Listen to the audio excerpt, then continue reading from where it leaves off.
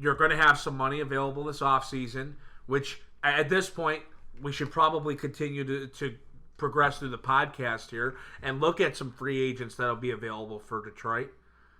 And one thing, we talked about this before we started the podcast, and I know Aaron's got a few names of guys that you could look into. The Pistons might be able to sign, get some friendly deals, things of that nature.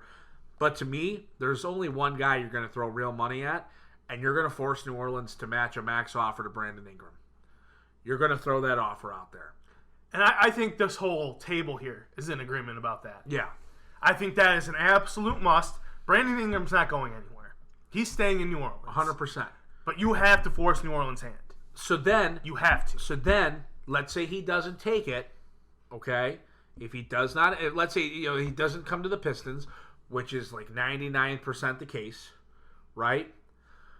You spend your money to just fill some needs, short deals, maybe even some one-year deals, and fill out your roster, get through next year, play your youth, sit on some cap. That way, when it comes to next offseason, maybe you find a way to move a Blake Griffin. You find a way to free up enough money to have 2 max slots available. And then you can go make a real play. And you can make that play based off of how you've drafted this year and how you draft next. And you can draft according to what free agents you're targeting. That's got to be, to me, that is the logical plan for Detroit. This whole, they're going to try to compete next year. They're going to try to win with Blake Griffin. It's done. It's done. Stop it. It's done. And it's just really, really frustrating. Because the thing is, it's like, people will... there's not a lot of people that are left in the Detroit Pistons corner in terms of that fan base. That fan base is weak right now because they're not an exciting product. But there is that group that have stuck by and supported this team and hung through the good, the bad. And well, for a lot of these guys, I mean, let's be real. A lot of the fans in the Pistons corner right now are kids that do not remember the 2004 championship or maybe barely remember it. Most of the current Pistons fans have not seen a winning product in their lifetime. Just a fact. The majority of the Pistons fan base that is active has not seen Detroit win a playoff series. Or at least remember seeing them do it. The role of the Pistons in free agency this summer should be none other than what the Brooklyn Nets did seasons ago. Can I just finish what my point was, though? Okay, I didn't know. I just want to finish that point. Of those young fans, if you go out and you don't play these young kids, and a guy like Svi ends up on the bench, or Sekou doesn't have, tremendous flexibility and room to grow next year, they will walk away too. And your door will close. Because you will not win next year trying to gather some free agents and put a bullshit roster together. Sorry. So I just wanted to finish that point of people. That door's barely open. That one will close too. The Brooklyn Nets, circa 2016, played the role of making other teams pay money. That is what the Pistons should be doing. They should be going after restricted free agents, signing them to contracts so that other teams have to match. Brandon Ingram is the number one option. Max Brandon Ingram, make the Pelicans match, and if the Pelicans don't match and you're able to come away with Brandon Ingram, then great. That's a huge win. It's great because the difference between getting a guy that can help you win now in Brandon Ingram and getting a guy that can help you win now in Spencer Dinwiddie is Spencer Dinwiddie is going to be 27 at the end of the season. Brandon Ingram's currently 23 years old. That's a 3-4 year difference that fits your timeline. Brandon Ingram's then a guy that can help lead some of the youth. And he's right there with a Bruce Brown and Luke Kennard in age. Sekou's going to be young. Like, that's just how Sekou is right now. He's the youngest player in the NBA. He's going to be very young next year. Like, that's what he is right now. Ingram fits that timeline. Dinwiddie doesn't. There's other free agents that the Pistons can go after. One of them that's unrestricted and would actually fill a need for the Pistons is Harry Giles. He's unrestricted at the end of the year. He's not been given a big enough role in Sacramento. That's a guy that you can play behind Christian Wood. You can play alongside Christian Wood. He's a very young player. He's still a big-time athlete after going through numerous injuries at Duke and in the NBA. That's a guy that the Pistons should absolutely, on day one, be going after. He's going to be 22 years old. He's only averaged 15 minutes per game this season. Like, that is a guy that, one, isn't going to get a big payday, so you're not going to have to pay him, $10 million per year. What is his value? Probably, I would say you go out and you offer him $7 million. It might be a slight overpay, but you have the money right now. Sign him to a 2-year, 3-year deal. I mean, look, I'm just thinking of Stan Van Gundy signed Langston Galloway to a 3-year, $7 million contract. So he ended up paying him 3 years, $21 million over 3 years. I would be very much okay paying $21 million over 3 years to a 22-year-old that has promise. Mm-hmm. Another guy that the Pistons should be looking at is Frank Jackson. He's just 22 years old. It's another Pelican, and really there's multiple other Pelicans that you can look at. Kenrick Williams, another guy that's going to be a restricted free agent, a combo forward that you could nab away from them. But he's not, neither of those guys, but I'm going to talk about Frank Jackson specifically here, are going to be high on New Orleans' priority list to handle and to deal with monetarily wise. Those are guys that should be easy to take away from them, easy to steal away from them. And if the Pistons, for some reason, don't draft a point guard and don't draft Killian Hayes, because I'm going to continue to say it every Killian week. Hayes. You have to draft Killian Hayes.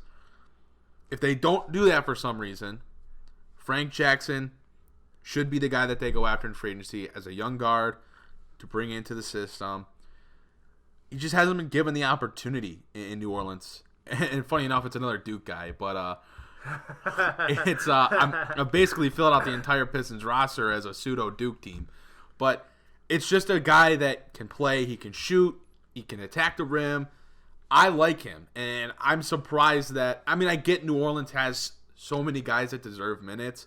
I'm just surprised Jackson hasn't been given an opportunity to consistently play. So that's why I think he's a guy that you're going to be able to nab. And Kenrick Williams is another guy from New Orleans, combo forward, 6'7", 6'8", can shoot, can defend at multiple spots. That's a guy that I would like the Pistons to go after as well. There's plenty of guys that I can continue to talk about, but in summary, the Pistons should be going after young players, restricted free agents that they can either force other teams to have to pay big money to so they lock in their cap space, or the Pistons can get and make the most out of. And real quick, if the Pistons have the opportunity to draft Killian Hayes and they don't, I think my heart will stop. I think that'll send me into just shock. I'm sure of it. I am so sold on Killian Hayes. I used to be a big Denny guy. Still very much enjoy Denny Avia, but my God, I'm 100% sold on Killian. Killian is my one, and honestly, I get the Anthony Edwards hype. I get Tyrese Maxey. I get the USC center that I can't say his name, but Denny's number 2 on my board. It's Killian Hayes, and then it's Denny, and then it's probably Anthony Edwards, and then after that, it can be debated. Yeah. But those are 2 guys that I just really like, and Denny's been playing so well lately.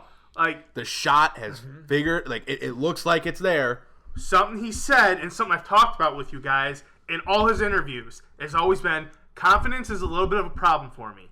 When I do find my confidence, though, I am a much better player, and all his teammates agree. And they've even said, when he finds his confidence, watch out, this kid is a freak.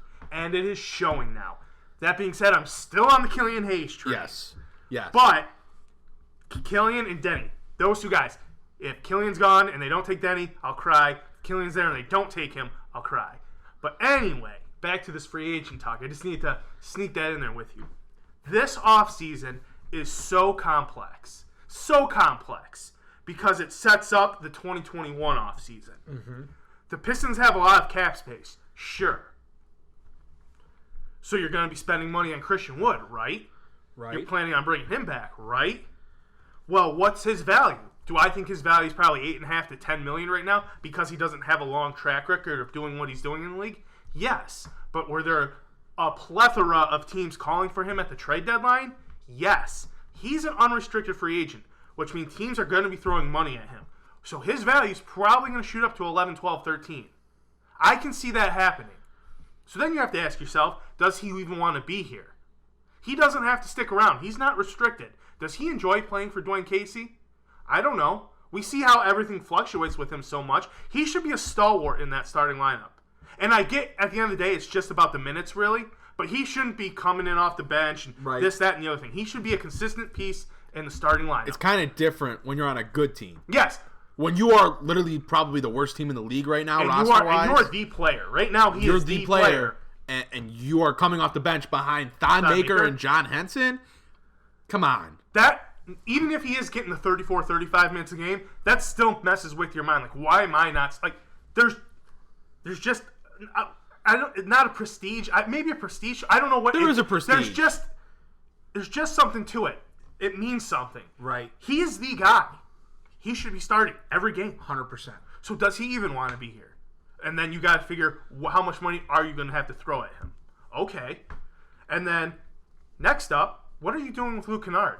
Extension time's coming up. Yeah, right. You have this cap space, but he's a $15, $16 million player. He's not some $5.5 to $7 million player. He's a real player, a real threat. Are you paying him? And if so, you got to think about that. That money's got to go. Or are you trading him? Do you want to throw money at a guy like a Harry Giles? I'm okay with that. But you got to think about what you're doing with those other two first before you even consider that. Mm-hmm.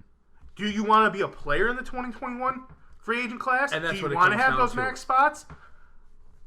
What's your plan in the draft? Because that can determine so much of what you do in free agency. It's so complex.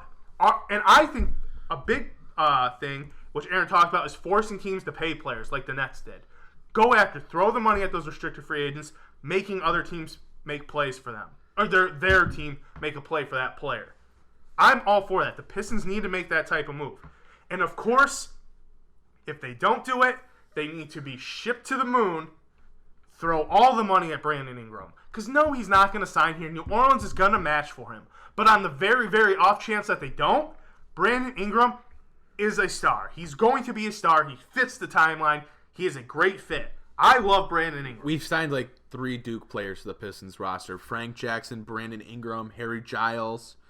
Take them all. You got Luke Kennard. I'm a Dookie. Do we have a top 5 Duke player in the draft? No, I don't think so this year. No. Do we need to get back into the mid first to go get Vernon Carey? He had a tough end of the game yesterday against Virginia. Ugh. But anyway, it's so complex. Are they going to spend the money, or are they going to give it to guys who are older veterans, 1-year deals, try to maneuver, force teams to pay players? Because they've got some things they've got to figure out on their own roster. Well, and I think, and you guys both mentioned it, the Blake Griffin contract, something that has to be talked about here too. He's got a player option for the 2021 offseason. If you could trade him, that opens up money for next year that you can still spend money this year. Yes. Great point. But at the same time, who's taking Blake Griffin right now? Right. You know, I think if you are able to move him this offseason, which I'm not convinced you are, even for matching salary, you know, on expiring contracts, I'm not sure that the Pistons could even do that. When you look at the season that Blake had in the 12 games he played, and you look at how he was injured at the end of the 2018-2019 season, and then obviously has missed the rest of this year, how do you buy into taking a guy on for $34 million next year, and then the likelihood of having him on another $34 million or 38, whatever it is? Maybe I'm wrong. I thought it was 30-something million dollars for another year. I don't even know if you can get someone to just send you expirings for that. That's legitimately it. Unless you get Portland desperate enough. Right. You can't ask for any sort of asset, I don't think, in a Blake Griffin trade. The best you can do is getting expiring matching salary.